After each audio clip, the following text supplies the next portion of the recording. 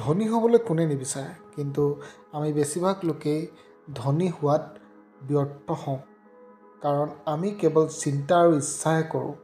আমি কেৱল ধনী হোৱাৰ চিন্তা আৰু ইচ্ছাহে কৰোঁ, কিন্তু সুনিৰ্দিষ্ট স্পষ্ট লক্ষ্য আৰু পৰিকল্পনা নিৰ্ধাৰণ নকৰোঁ।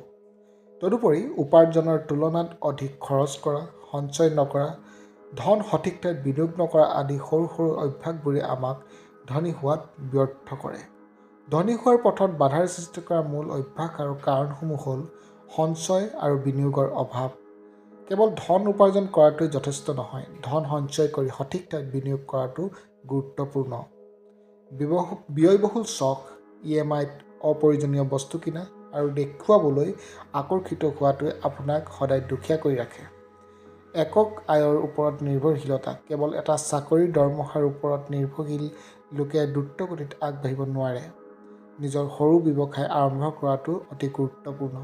ধৈৰ্য্যৰ অভাৱ, ধনী হোৱাৰ কোনো ৰাতিটোৰ ভিতৰতে সূত্ৰ নাই। ইয়াৰ বাবে বহু বছৰ ধৰি আৰ্থিক অনুশাসন বজাই ৰখাৰ প্ৰয়োজন।